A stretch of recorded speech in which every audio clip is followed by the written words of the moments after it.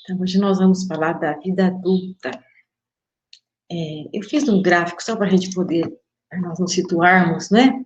Na última vez nós falamos aqui da adolescência, e hoje nós vamos focar a vida adulta, que tem algumas variações, mas normalmente é dos 21 anos até os 60.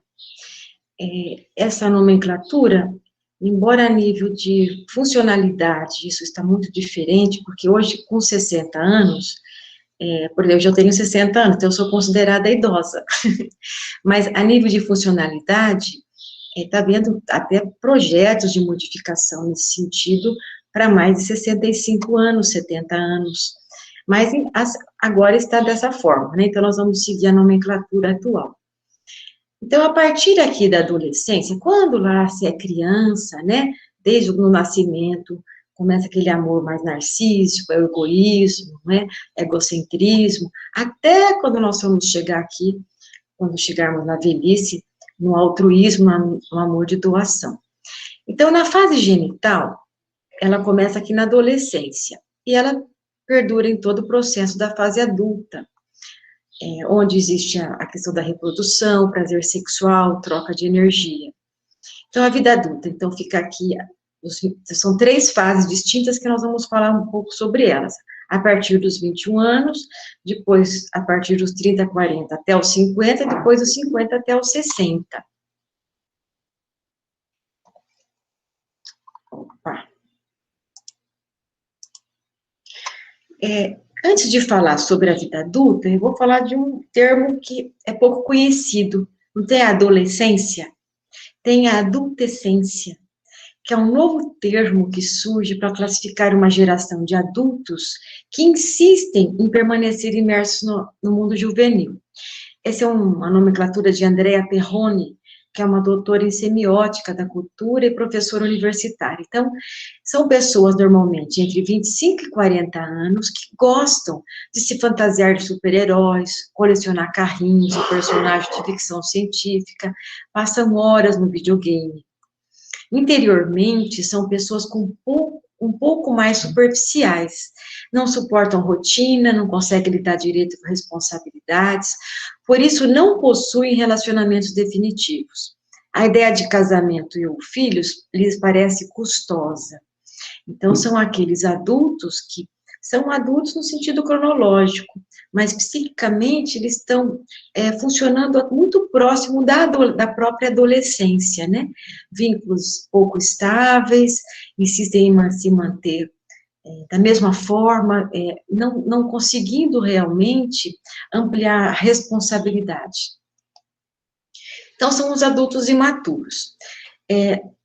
Fisicamente maduros e emocionalmente imaturos, sem um rumo existencial, dependentes emocional e financeira dos pais e até dos filhos, jamais adquirem firmeza de caráter, não saem da adolescência. Isso é muito importante. O mundo adulto implica numa independência financeira, né, e emocional. Então, tem esses adultos que eles têm uma dependência muito grande, eles ficam como filhos pequenos, aos cuidados dos pais. Tem os falsos maduros. Aparentemente, eles são frios, calculistas, têm muita ambição, busca pelo poder, são egoístas, egocêntricos, falta-lhe respeito pelo sentimento das pessoas, consideram maturidade a realização financeira, são racionais, humilham, dominam, controlam, e quando velhos, se desestruturam, porque uma pessoa que fica focada no ter, ela acredita que ser maduro é ter poder, é ter muito dinheiro, não é? Então, quando ela fica mais velha, ela começa a perder o controle, não aceita os limites, e é muito comum pessoas que ficam fixadas nesse funcionamento mais materialista, deprimirem na velhice. Nós vamos chegar na velhice na próxima aula, né?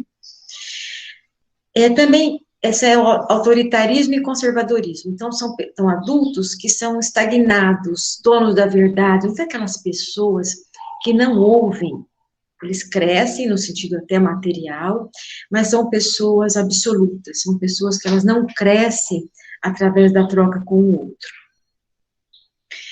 E tem a geração canguru, acho que todo mundo já ouviu falar, que eles não saem da bolsa da mãe, o canguru não fica na bolsa, né? É como se os filhos ficassem dentro da barriga da mãe, buscando a proteção e a sustentação. São dependentes emocional e financeiramente dos pais, são imaturos. Então, esses adultos, então, até pus aqui um desenho que a mãe fala assim, enfim, compramos uma casa, e a filha fala, que ótimo, e eu comprei um Lego novo. Então, são aqueles adultos que realmente não estão na adultescência. Outro exemplo, né? Antes a pessoa falava assim, um adulto, eu vou dormir cedo porque eu preciso descansar bem. E hoje tem adultos que ficam lá até as 2 da manhã, vendo as mensagens, conversando, vendo vídeos. Então, existe hoje, vocês sabem, uma dificuldade maior para esse amadurecimento. Antigamente, um jovem de 18 anos, ele até tinha uma independência financeira, porque ele trabalhava, eles casavam mais cedo, então isso mudou muito, né? Então, minha mãe aos 30 anos, então aparece aqui o marido, a mulher, 2 filhos. Aí fala, eu aos 30 anos, ela está vendo no notebook, temporada para a noite toda, e comendo chips como jantar, né? Isso é um pouco conhecido de todos nós, que ainda tem jovens adultos que ficam permanecendo numa situação muito regredida. Então, características de um adulto que não quer crescer.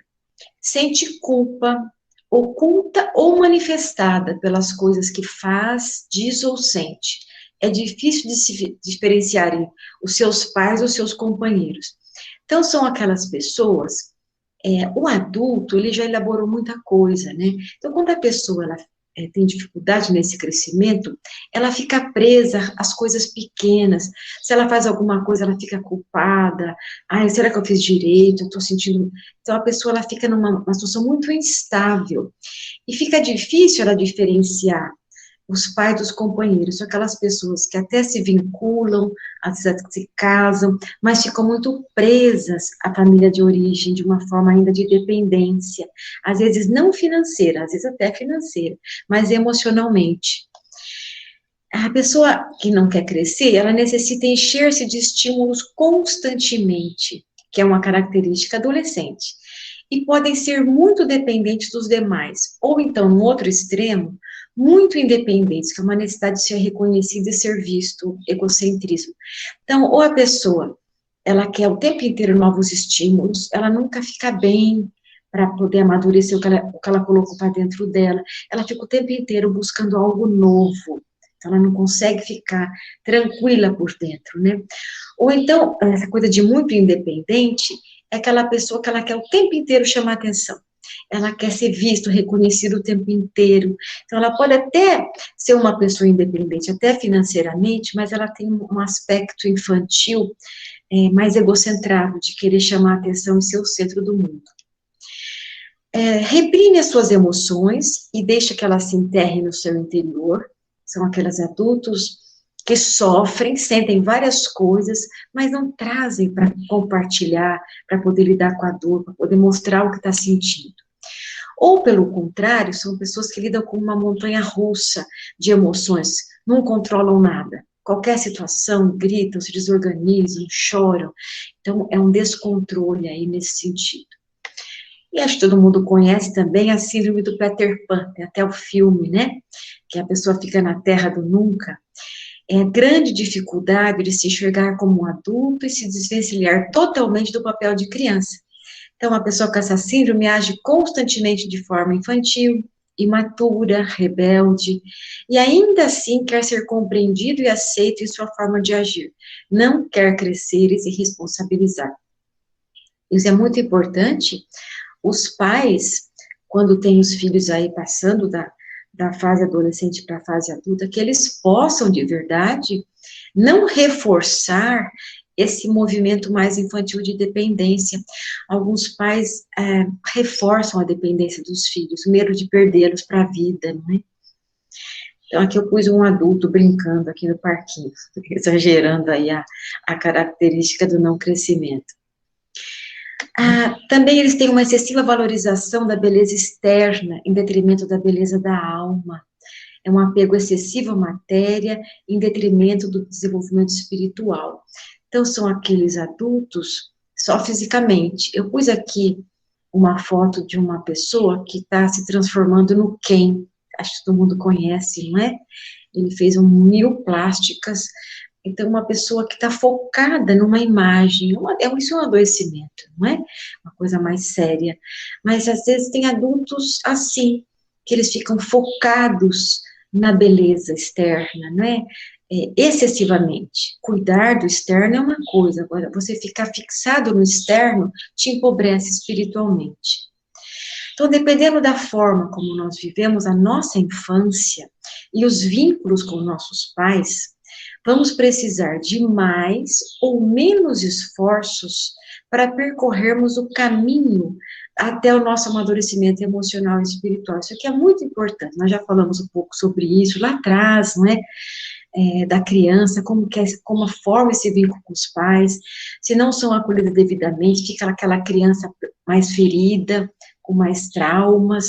Então, dependendo de como nós vivemos com os pais na infância, nós vamos ter que fazer mais ou menos esforço para chegar até o nosso amadurecimento emocional e espiritual, chegar até essa fase adulta. Então, quando o adulto tem no seu interior feridas do abandono e do desprezo que viveu na infância, a criança ferida continua habitando o corpo adulto. E nós já falamos um pouco sobre isso, mas eu vou falar porque isso é muito importante. Eu posso hoje ser uma adulta, até agir como um adulto, casar, ter o meu trabalho, mas às vezes eu tenho coisas não elaboradas com os meus pais que ficam ainda muito fortes dentro de mim e que atrapalham o meu crescimento de uma maneira maior. Então, não importa que tenha 25, 38, 60 anos, a pessoa ferida tem muito culpa, se cobra, se tem autoacusações, coisas que talvez ela viveu lá atrás na família dela, que ela não foi muito acolhida, que foi excessivamente cobrada, né, mostrando sempre que os pais, mostrando mais o aspecto negativo do que o positivo, então fica uma pessoa presa, e que aí ela tem pouco amadurecimento emocional. Às vezes as feridas emocionais da nossa infância fazem com que arrastemos assuntos pendentes para serem resolvidos. Eu vou dizer a vocês que acho que todos nós temos algum assunto pendente, talvez não bem resolvidos na nossa infância com nossos pais, e que às vezes hoje nossos pais podem estar até falecidos, e que nós temos que buscar resolver isso fazendo um trabalho interno com a gente mesmo, né? Nós todos sabemos o que nos incomoda e que situações ainda nos aprisionam. Aí eu peguei uma frase, é um capítulo na Psicologia da Gratidão, de Valdo Franco, pela Joana de Ângeles, o capítulo chama O Ser Maduro Psicologicamente e a Gratidão. E diz assim: o ser imaturo psicologicamente não venceu a infância, que foi transferida para a idade adulta com toda a carga de conflitos não resolvidos que se manifesta no relacionamento, sempre escondendo a personalidade insegura e doentia. A ambivalência do comportamento, desejar e não fazer, pensar e desistir, é o efeito imediato dessa imaturidade, expressando o não saber agir corretamente, mesmo da área da afetividade. É aquele falso adulto, né? Aí ela diz assim: deverei dizer que amo? E se for incompreendido, constitui um dos pensamentos da conduta ambivalente do ser imaturo, sempre postergando as atitudes psicológicas saudáveis por medo da opinião alheia. Nada obstante, durante uma crise emocional, não tem pejo em declarar: eu detesto o mundo e não quero ver ninguém na minha frente. Então, essa instabilidade que a Joana aqui exemplifica tão bem, que a pessoa fica presa muito ainda ao olhar externo. Por isso, assim, será que eu posso falar isso? O que a pessoa vai achar de mim se eu me comportar de tal forma? E, às vezes, no outro extremo, a pessoa expressa a raiva de uma forma muito impulsiva, né? Depois nós vamos refletir sobre isso na discussão. Nós não vamos entrar agora na vida adulta, que começa cronologicamente dos 21, ou às vezes até começa nos 25 anos, né? Isso está mudando muito pelo nível de funcionamento atual, né? Na vida adulta, estamos na plena fase genital, como diz lá, né, a plenitude da sexualidade, a possibilidade das trocas afetivas, né, a questão da transformação da libido, a troca de energia e o prazer com a sexualidade. Já existe uma diferenciação do eu em relação à família de origem. Então, a criança ainda fica muito ligada na questão da família, se reassegurando enquanto a própria identidade. O adulto já se diferenciou, já tem as ideias próprias. Às vezes é muito comum, às vezes, uma mãe de adulto que fala para o filho, ô filho, porque, olha, é melhor você fazer aquilo, mãe, eu sei o que eu faço, não é? Acho que todo mundo que tem filho adulto aqui já ouviu essa frase, eu já ouvi. Então, desenvolvimento de relacionamentos íntimos com adultos iguais. Então, os filhos se relacionam com os pais de igual, né? São dois adultos, claro que com diferenças de experiências, mas que eles buscam realmente uma relação de igualdade. É nessa fase que existe a escolha e a definição profissional. Alguns definem essa definição um pouco antes, né? Com 18 anos, a busca da escolha, mas às vezes a pessoa até entra num curso e depois ela vai ver que não era aquilo que ela quer. Então, normalmente, essa definição vai se ampliando com o decorrer do tempo, não é? Adaptação a novos sistemas relacionais. É uma época, hoje, na atualidade, que o jovem sai de casa para morar fora, para estudar, não é? Para casar, são poucos hoje os que saem já nessa idade, né? Eles saem mais para estudar, ou para trabalhar fora, ou se formarem vão morar longe dos pais. Alguns já se casam, mas é menos comum hoje em dia. Altera-se a qualidade da troca entre pais e filhos, né? Os dois no mundo adulto. E eles formam, tem uma construção do sistema pessoal de crenças e valores. Então, a pessoa já tem formado os pais, o que os pais já passaram durante a infância toda a formação espiritual, religiosa. O adulto, ele já internalizou tudo isso. E ele vai ter o próprio sistema de crenças e valores. Já tem uma autonomia nas decisões. Eu pus independência financeira, a interrogação, poucos já têm uma independência financeira, alguns já têm, já se formaram e já começam a ter independência financeira. Outros, eles têm um estudo que se prorroga por muito tempo, não é? A pessoa estuda, faz mestrado, faz doutorado, então demora mais o tempo para existir essa independência financeira. A fase adulta, dos 30 e 40 anos em diante, aqui seria esse 40 até chegar nos 50 anos. Já é a maturidade. Ainda a fase genital, existe uma independência emocional e financeira. Aqui sim, né? A pessoa tem a responsabilidade emocional e financeira pelo eu. Não precisa mais dos pais para sobreviver. Isso o adulto realmente, não só cronológico, como que eu disse lá atrás, né? Existe uma ampliação de papéis mais significativa nesse período, que você faz, é filho, é esposo, é esposa, é pai, é mãe, já é profissional, tem a questão social, a questão religiosa, então são vários papéis que vão se alterando e se ampliando nesse período. Existe sim aqui a autonomia, que é a competência para gerir a própria vida, financeira e emocionalmente, fazendo uso dos seus próprios recursos, vontades e princípios, né? Então, ali é uma autonomia maior. E a partir dos 50 anos, que é de 50 até os 60, começa aí algumas mudanças maiores, né?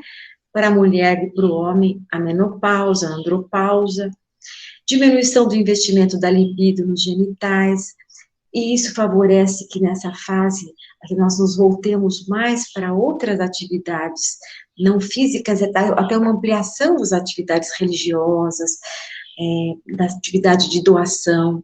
Então, maior canalização da libido para outros fins. Para estudo, para a questão da família, para a questão da espiritualidade, existe uma ampliação nesse período significativa. Aceitação das várias saídas e entradas do sistema familiar. Isso é um adulto saudável, né? Que chegou aqui, vivendo bem todas as fases, ele compreende o crescimento dos filhos e aceita com facilidade a saída dos filhos de casa, né? Porque tem pais imaturos que ficam presos, que tentam aprisionar os filhos. Tem pais que mesmo lá atrás, lembra, não deixam os filhos estudar fora. Então, nessa fase, quando tudo aconteceu de uma forma mais amadurecida, o adulto é mais livre, compreende que para os filhos crescerem, eles têm que levantar voo e sair, criar seus próprios sistemas, né? E nessa fase também existe uma renovação e mudança na relação conjugal. Isso aqui é muito importante, porque se não existe essa renovação, pode ser aqueles adultos que ficam juntos e que se empobrecem porque não conseguem renovar a dupla, né? Começam a se suportar um ao outro, os filhos já saíram de casa, então existem as mudanças na relação conjugal pela diminuição da libido. Então é muito importante nessa fase, eu coloquei aqui renovação.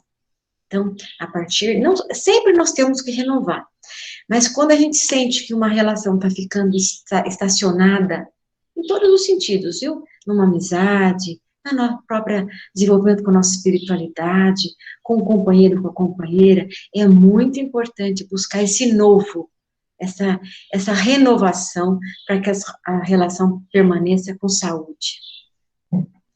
Então, o desenvolvimento de relacionamento de adulto para adulto, entre os filhos crescidos e seus pais. Então, mudou, não é? Os filhos estão adultos, é um relacionamento amadurecido.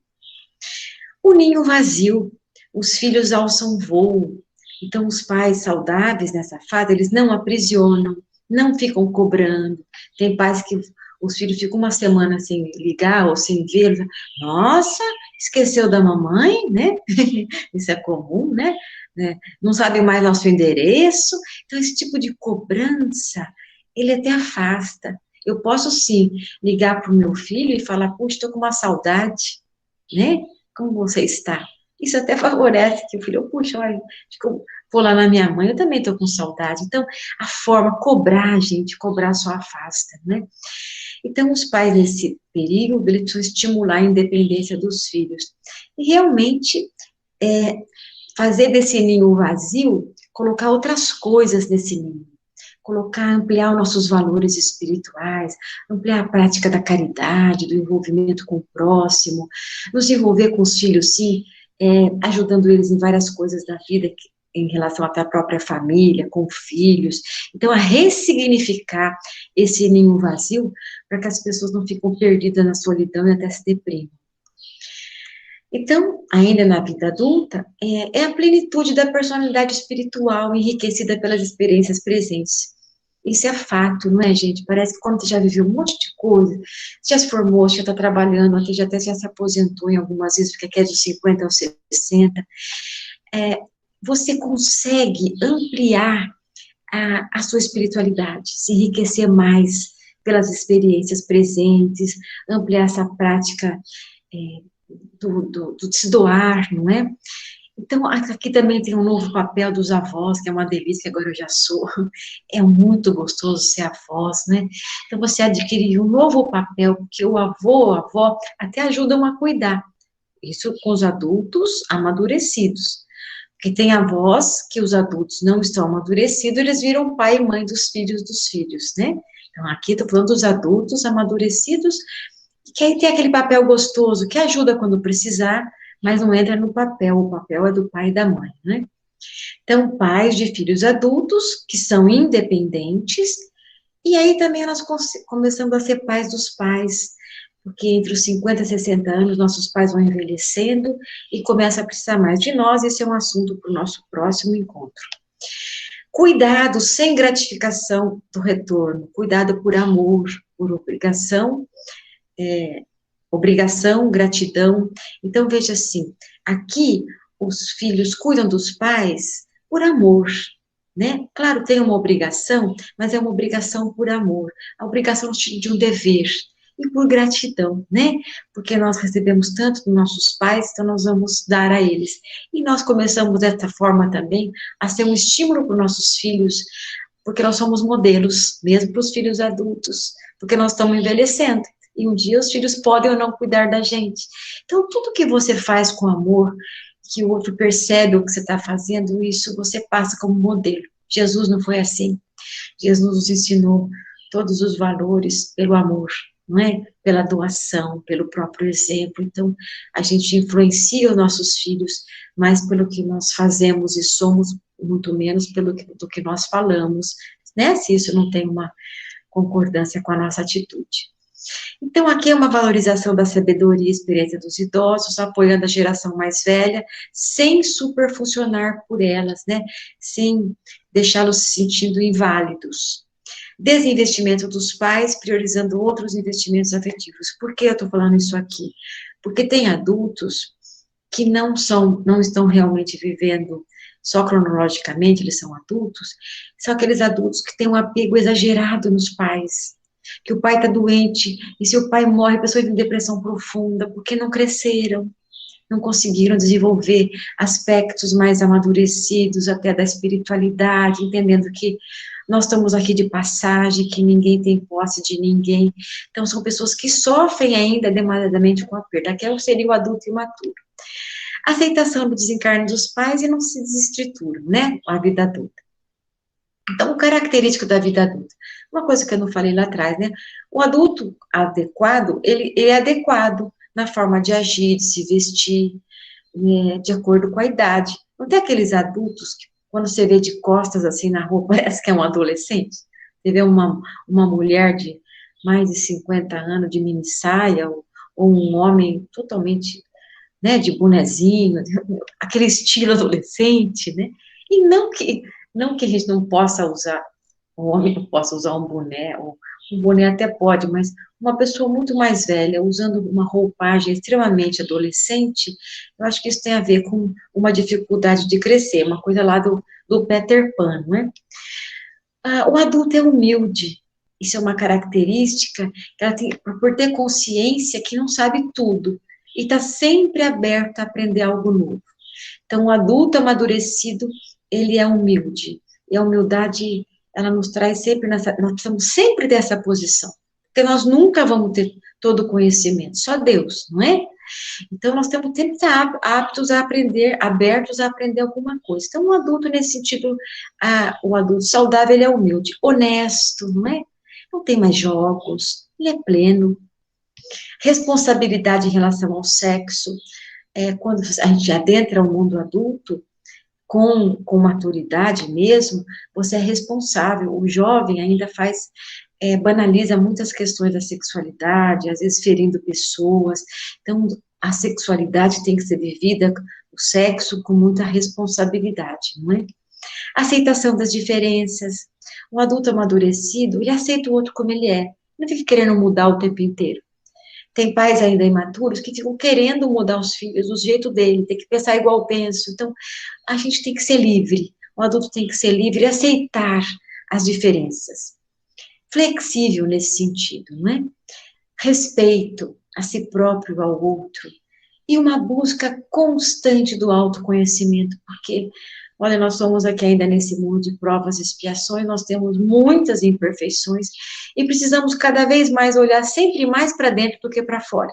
Porque a gente mudando para melhor, nós influenciamos o outro de uma forma mais positiva. E priorização dos valores espirituais em detrimento dos materiais.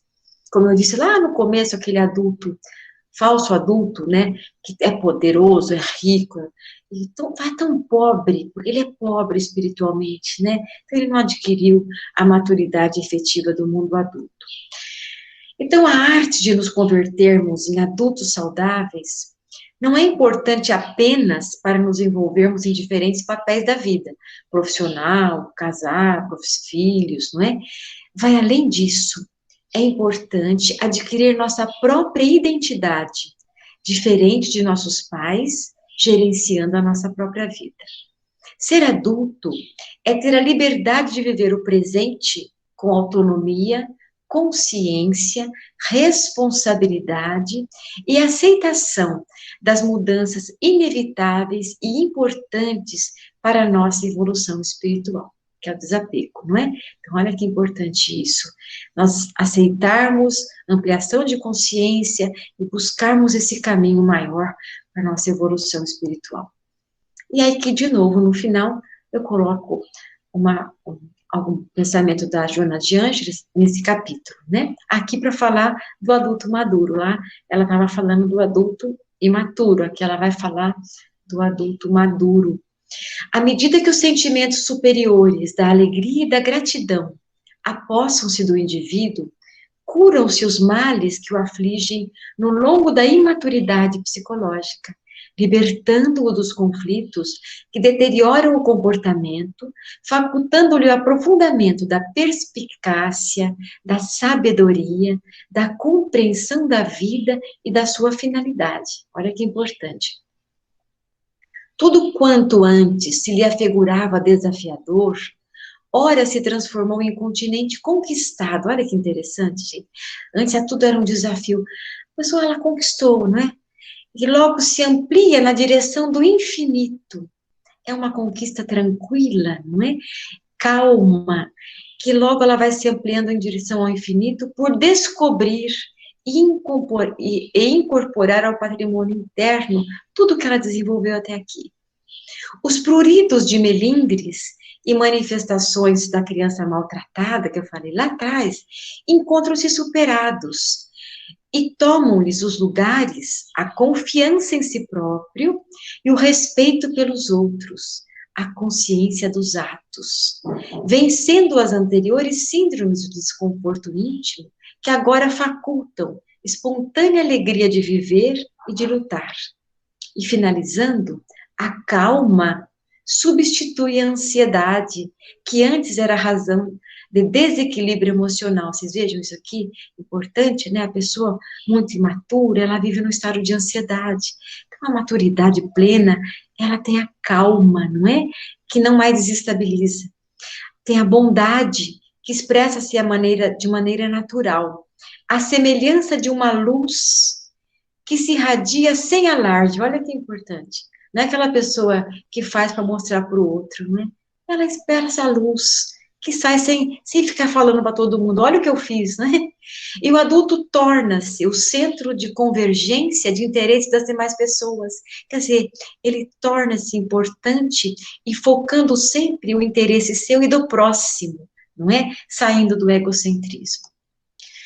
Então, acabamos aqui a nossa apresentação. Vamos conversar um pouquinho. Excelente, Marília.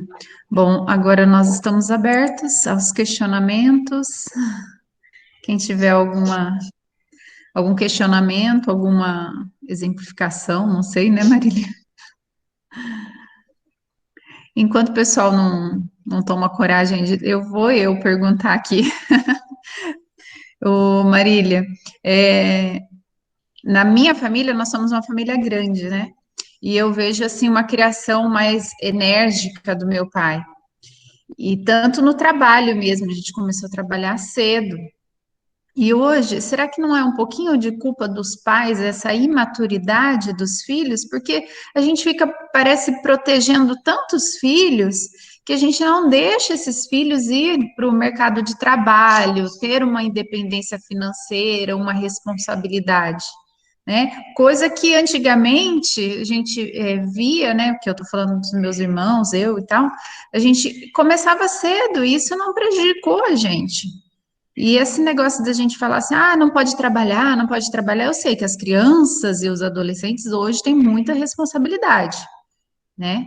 Mas aí a culpa não é nossa também, assim, dessa geração que a gente está deixando esses filhos terem responsabilidade mais tarde? Olha, as coisas vão se alterando, né?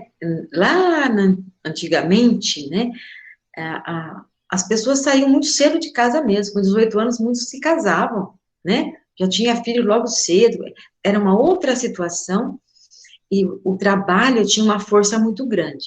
As coisas foram se alterando, hoje existe um foco no estudo muito grande. Então, normalmente, hoje um jovem começa a estudar uma faculdade fora com 18 anos. Ele vai se formar lá com os 24, 25, como eu falei, quando ele não vai já fazer um mestrado e fazer um estágio aqui. Então, já existe demora um pouco mais para o adulto, jovem adulto, ter independência financeira, mas Nós, desde que temos os filhos pequenos, para que os filhos não cheguem na fase adulta muito imaturos, em todos os outros sentidos, como eu falei, nós temos que estimular o envolvimento com o trabalho desde cedo. O trabalho dentro de casa, sim. Ah, filho pequeno não pode trabalhar? Pode trabalhar em pequenas coisas. Desde pequenininho, vai arrumar a cama, ajudar a arrumar a cozinha. São coisas importantes. Os deveres dos próprios estudos. Tem pais que facilitam tudo, dá tudo pronto. Tem pais que têm filhos adolescentes, arruma a cama deles ainda, dá tudo na mão. Então, são esses aspectos. Nós temos que sempre ver com quem nós estamos falando e que habilidades essa pessoa já tem, potencialmente, para agir de uma forma cada vez mais independente. Então, você tem razão que, atualmente, muitos pais ficam aqueles pais que favorecem essa geração canguru, que os filhos ficam lá, como eu falei lá atrás, né? Ficam lá, imaturos. Tem até uma charge que eu tentei achar e não consegui, que é um filho adulto que fala, já faz uma reunião com os pais, ele fala assim, chama os dois, pai, é o seguinte, precisamos ter uma conversa muito séria. Vocês estão aí, estão aposentados, já ganham bastante dinheiro, eu estou aqui, não tenho renda nenhuma, então eu vou propor que vocês saiam de casa, deixem aqui a casa comigo, e vocês me sustentam, porque afinal vocês que têm o dinheiro. É muito engraçada essa historinha, mas ela é um pouco real, não é? Não tem aqueles adultos, falsos adultos, que os pais sustentam até hoje. Então, nesse sentido, sim. Sabe, Cleomara, que está existindo uma demora maior para a independência financeira, está. Isso não quer dizer que nós tenhamos que estimular a independência emocional e das coisas práticas da vida. Isso está na mão dos pais, né? Então, hoje, dificilmente, um jovem com 18 anos já começa a trabalhar. Eles vão estudar. Então, nesse sentido, como nós lidamos com a relação ainda de dependência financeira, que ela seja só financeira por um determinado período, mas que seja sempre feito esse estímulo para o crescimento e independência dos filhos em todos os outros aspectos, né? Alguém quer falar um pouco sobre isso? Isso é muito importante.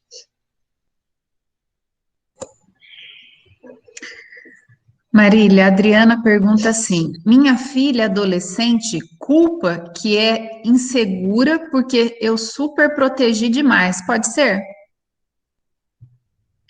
A superproteção, ela desprotege. Agora, e também agora não adianta ela culpar a mãe, né? E aí você fica cheia de culpa, né? Ela joga a culpa na mãe, aí a mãe fica cheia de culpa, fica com mais remorso, aí fica uma relação negativa. Eu acho que a mãe, puxa, filha, realmente, acho que eu falhei em alguns aspectos, mas vamos ver o que a gente pode fazer para que você consiga se colocar mais, para que você possa crescer de uma forma melhor.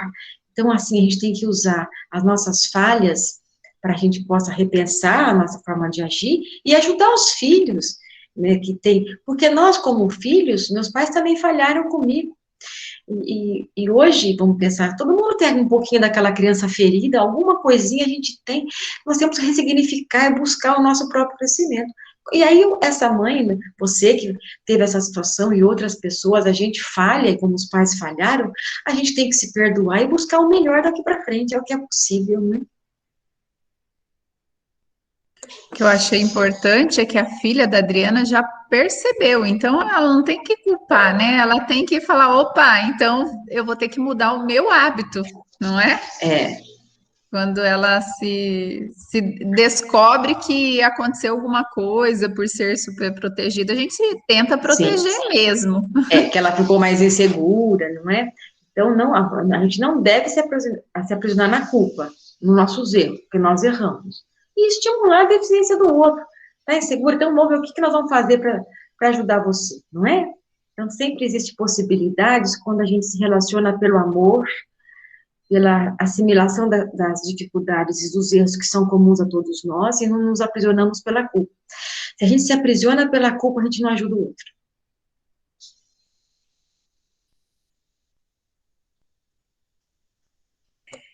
Mais alguém? Vamos aproveitar que a Marília está aqui para tirar as nossas dúvidas todas. Marília. Oi, Donizete. Eu acho assim, o problema financeiro não é o maior problema na atualidade. Porque, como você disse, as coisas mudam, né? O mercado muda, a economia muda, a sociedade muda. Eu acho que a grande preocupação tem a ver com o processo educativo, É isso essa mesmo. relação que nós temos com os nossos filhos. Porque, às vezes, um filho ele é muito bom, mas tem dificuldade de ir para o mercado. É responsável, ajuda em casa, é colaborador, é fraternal, mas tem a dificuldade espiritual, tem a dificuldade intelectual. A profissão que ele escolheu não é aquela que lhe dá uma renda, um retorno que lhe permita sair de casa. Então, eu acho que precisa entender que eu penso assim, né? E observar o filho, o esforço que ele faz. É porque os nossos filhos são diferentes, né? São Sim, diferentes. isso, muito bom você, a sua colocação, Donizete, isso mesmo. Hoje, a gente consegue identificar um filho folgado, né, que realmente ele está só na dependência financeira e emocional dos pais, e saindo de carro, e só indo em festas, e não tendo algo produtivo, de filhos produtivos. Você falou uma coisa importante. Eu tenho um filho que ele ainda depende pouco, porque ele faz doutorado, ele tem bolsa, mas ainda ele precisa da minha ajuda para que ele possa sobreviver, mas ele é produtivo.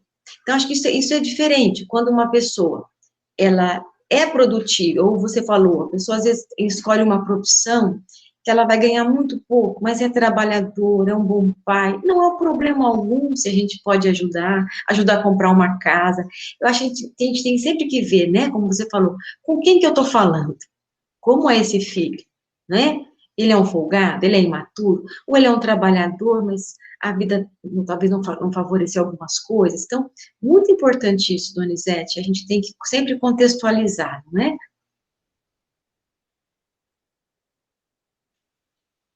O Edson levantou a mão, pode falar, Edson. Voltando àquele aspecto que a Adriana ressaltou, perguntou, eu vivenciei essa situação em casa. Nós somos 2 filhos e 2 filhas, e eu sinto que minha mãe super protegeu os 2 meninos. Mas o meu irmão, que é o caçula, não aceitou essa superproteção. Ele conseguiu ficar livre. Agora, eu me deixei levar por ela, porque sou mais acomodado. Então, o que a Adriana acho que deve falar para a filha dela, que é o seguinte, filho, olha, tá certo que a superproteção é um dos piores erros da educação mesmo, mas depende do filho também não se deixar levar por ela, não é? Porque se na vida tudo tem uma razão de ser e não há acaso, talvez a gente tenha nascido numa situação dessa para justamente despertar alguma situação que, se eu não precisasse dela, eu não seria filho de outro, né? Então, é importante a gente trabalhar isso daí, de tirar as culpas, como você bem falou. Vamos procurar não superproteger mais. E um dos grandes problemas que pode acontecer com a filha da Adriana é que, se ela continuar esse processo de superproteção quando ela for mãe, porque isso é muito comum. Muitas vezes o que você está criticando, você vai fazer igual ou pior, né? Mas você tem como despertar esse lado da sua individualidade e libertar dessa superproteção. E talvez você veio nessa situação justamente para isso. Não é assim, Maria? Excelente, Edson, é isso mesmo. É assim, né? É o que você falou, você foi protegido, mas isso é importante, nós somos espíritos, não é? Então, cada um vai viver, tem pessoas que vivem um processo educativo muito inadequado e se dão super bem, não é? E tem pessoas que às vezes têm pais adequados, mas é um espírito que é difícil aí para poder acolher o aprendizado dessa existência. Então, você vê como sempre existem várias situações que a gente não pode fechar. Isso vai ser assim, né? Eu fui super protegido, eu não vou crescer. Você cresceu, Edson, não é? Mas cresci, mas tem alguns limites. Nós todos já falhamos, nossos pais, a gente falha. Então, a gente tem que relativizar, mas buscar, como você mesmo falou, e nós estamos falando aqui, buscar uma adequação, sempre do que é possível daqui para frente. Então, a gente fica presa nos erros, nas falhas, nas dificuldades, né? Muito boa a sua colocação, Edson.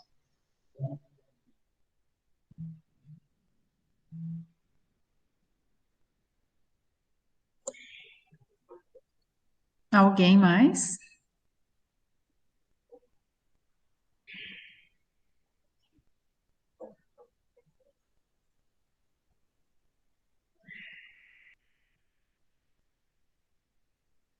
É uma possibilidade de a gente falar mais sobre nós mesmos, né?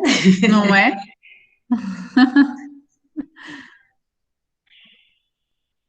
Como será que nós estamos, não é?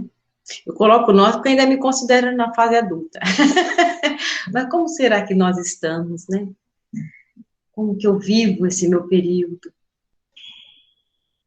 Estava falando das pessoas idosas que às vezes se comportam como adolescentes, a gente brinca aqui em casa, que existe alguns adultos que são adolescentes da terceira idade.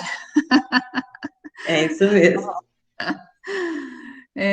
Mas daí, digamos, essas pessoas que se comportam dessa forma, já estão lá vamos dizer, passaram da vida adulta e já estão indo para a velhice, né? E eles tiveram esses traumas ao longo do tempo. Você acha que é difícil hoje mudar? Porque você imagina assim, um casal, que a gente vê muitos casais adultos já, que está chegando depois dos 50 anos, e que acaba não conseguindo mais conviver porque não tem um relacionamento só entre marido e mulher, como a gente estava falando. A gente está saindo daquela fase e está entrando na andropausa, na menopausa, né? Onde que acabam os libidos. Mas e aí? Ou eu construí isso ao longo do tempo, ou eu consigo ainda mudar essa situação? Então, isso também é bem complexo, né? Nós já falamos lá atrás, né? O casamento é uma arte, não é? Porque você tem que estar investindo constantemente. Só que existem várias, como a questão da educação dos filhos também é o casamento. Às vezes, durante o casamento, você sabe aquela música Eduardo e Mônica, né? Enquanto a Mônica estava estudando, o Eduardo estava lá nas aulinhas de inglês, né? Então, assim, tem pessoas que começam num casal, ou o homem ou a mulher, tem um crescimento maior com a própria espiritualidade, mesmo emocionalmente, com a profissão, um monte de coisa, e o outro fica aprisionado, estacionado, ou casais que criaram uma dependência, uma codependência muito grande. Então, tem relações que chega uma hora que não dá nem para ficar junto. E isso não é uma coisa, vamos pensar assim, mas isso então devia ficar casado a vida inteira? Não, a gente tem que manter relações saudáveis. Quando uma relação começa a fazer muito mais mal do que bem, às vezes a separação é uma atitude de maturidade, né, e não de fuga. Agora, a qualquer probleminha, tem pessoas que não suportam nenhum tipo de frustração, né, qualquer probleminha já larga, né, tive um problema no emprego, vou mudar de emprego. Então, assim, você vê, tudo a gente tem que poder contextualizar e buscar realmente, para as atitudes nossas, quanto mais você tem maturidade, você consegue lidar com aspectos difíceis de uma forma mais saudável. Marília, a Adriana pergunta: esse excesso de insegurança pode ser de outras vidas? Fobias, pânico? Também, né? A gente sabe que sim. Tem pessoas que, desde pequenininha, já têm, assim, medos muito grandes, às vezes, perturbações. Tem crianças que já nascem mais agressivas, insegurança, são resquícios que a pessoa traz. E quem tem mais de um filho percebe isso, né? A gente traz nossas tendências que elas vão se aflorando e nós vamos ter que ir ajudando os filhos, cada um aí com as suas dificuldades advindas dessa própria encarnação, pelas questões dos próprios pais, o que a pessoa já traz, né? Esse espírito que já viveu aí tantas existências, nós todos, não é? Nós estamos aqui numa passagem, então a gente tem que tentar aproveitar bem essa passagem, identificando com quem a gente está falando. Por isso que a gente fala assim, tem filhos que você precisa segurar, tem filhos que você precisa falar, vai, né? Se solta. Então, cada um é um. E olha, é uma bênção nós termos a visão espírita que amplia esse nosso olhar, não é? Às vezes você tem 2 filhos, você tem uma diversidade maior com um deles, mas isso aqui precisa trabalhar melhor, né? Isso não tem a ver, tem alguma coisa aí de outras vidas que... Então, e na família é onde aparece mais essas situações para nós trabalharmos e crescermos mesmo. Viu, Marília? Nesse aspecto que você comentou e a Adriana perguntou, eu me lembrei aqui de uma orientação espiritual, não sei se é do Emmanuel ou de Joana, em que é falado que muitas vezes o filho revoltado, preguiçoso, foi gerado por nós mesmos em outra vida. Acho que é a Joana que fala, é isso mesmo. Por um processo educativo errado, né? Indiferença, superproteção. Então, isso fica na mente do espírito, um comprometimento, e aí quando ele retorna novamente como nosso filho, ele está nessa condição, e muitas vezes a gente quer abandonar e tem que pensar, não, né, temos que prosseguir no processo educativo. Sim, senão abandona de novo, né? Então, a gente não pode desistir. A gente tem que realmente estar sempre buscando dar esse melhor. Cada filho é um filho, às vezes tem pais que vão dar o melhor e o filho pode também não responder, mas nós temos que estar sempre buscando a ampliação de que Jesus traz o tempo inteiro trouxe, né? Essa ampliação do aspecto amoroso. Esse é o caminho maior, né? Melhor, é o único para que a gente consiga sermos bons pais, sermos boas pessoas. Eu penso também o seguinte, ó, que eu também não posso culpar tudo na outra existência, entendeu?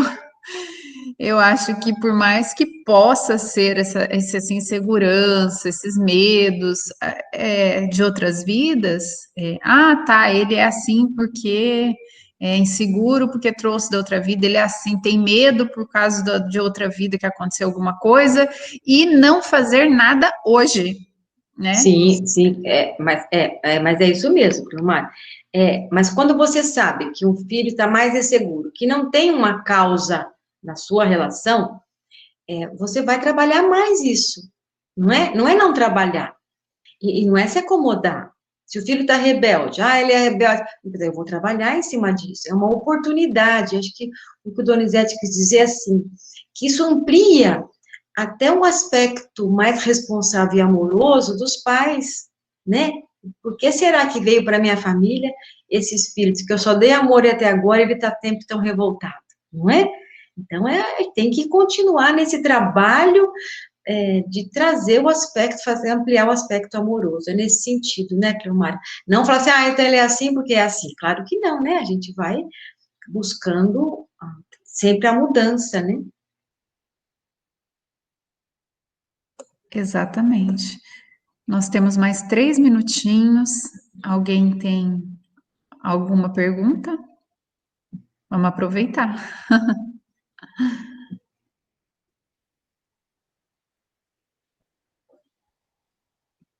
Marília, tem mais alguma coisa que você gostaria de acrescentar? Não, acho que foi boa a nossa troca, né? Embora poucas pessoas falaram, mas não tem problema. Eu acho que foi importante, não é? E que a gente possa estar realmente sempre olhando para dentro, né? O que eu posso mudar, né? Para eu poder influenciar o outro de uma forma mais positiva. É isso, Cleomar, acho que foi bacana. Obrigada, Marília. Como sempre, foi ótimo para a gente, viu? A gente aprende muito com essas palestras suas.